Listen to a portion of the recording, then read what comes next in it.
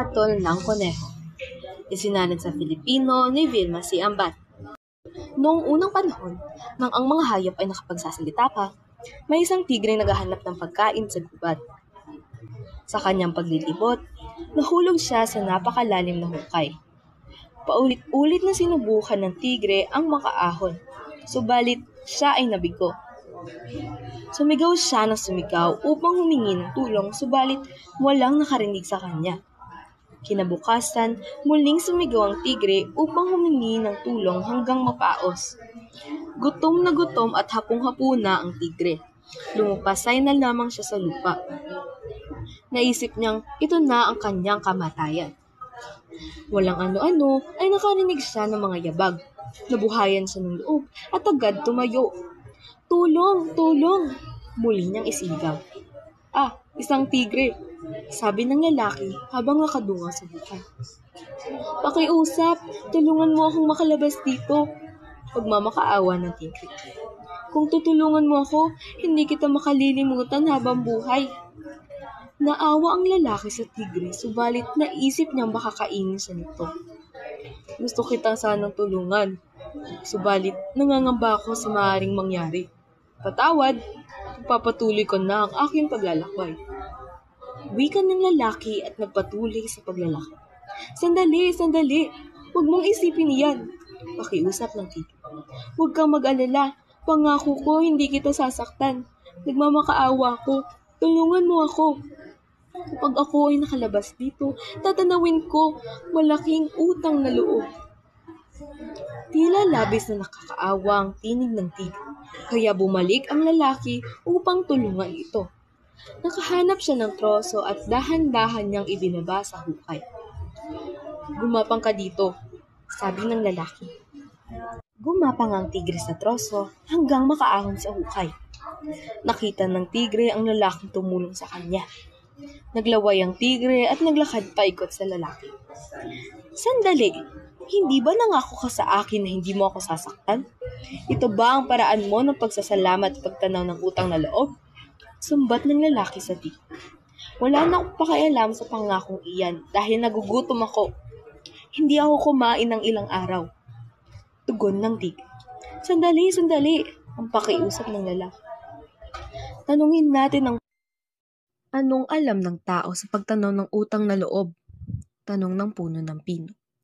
"Bakit ang mga dahon at sanga namin ang kinukuha ninyo upang mapainin ang inyong mga tahanan at maluto ang inyong mga pagkain? Mga taon ang binibilang namin upang lumaki. Kapag kami malaki na, pinuputol ninyo. Ginagamit ninyo kami sa pagpapatayo ng inyong mga bahay at pagpapagawa ng inyong mga kasangkapan. At isa pa, tao rin ang umukay ng butas na iyan. Utang na loob. Huwag ka nang magdalawang isip, tigre. Sige, pawiin mo ang iyong gutom." Anong masasabi mo doon? Tanong ng tigre habang nananakam at nginungusuan ang lalaki. Sa mga sandaling iyon ay dumaan ang isang baka. Hintay!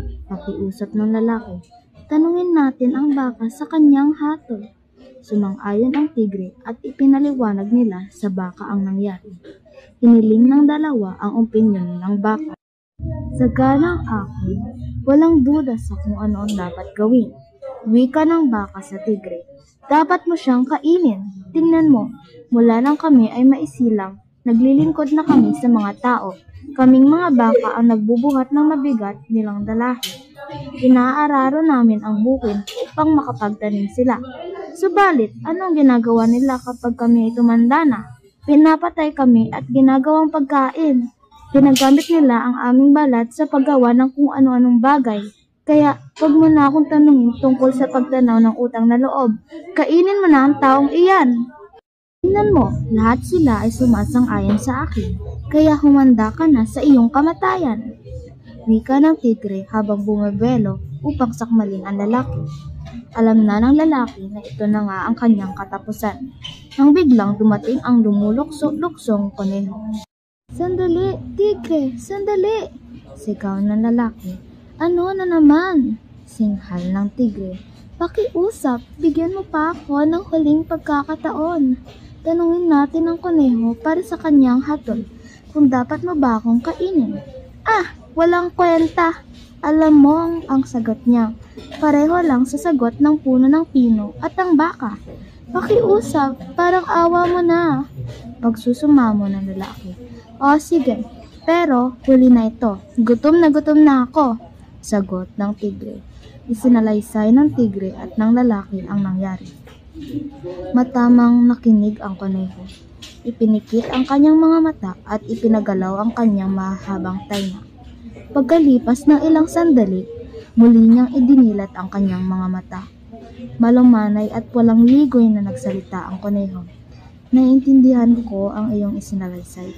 Subalit kung ako ang magpapasya at magbibigay ng mahusay na hatol, dapat tayong magtungo sa hukay.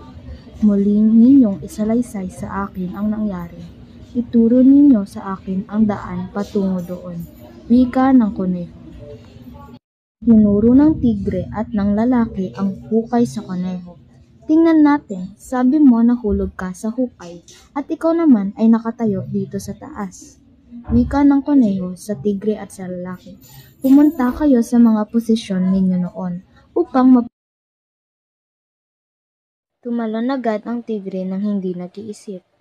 Ang nais lamang niya ay matapos agad ang usapan nang makain na niya ang tao. Ganito ang kalagayan ninyo noon. Ikaw, tigre ay nahulog sa hukay at hindi makaahon. Ikaw naman lalaki, narinig mo ang paghingi ng saklolo kaya tinulungan mo ang tigre.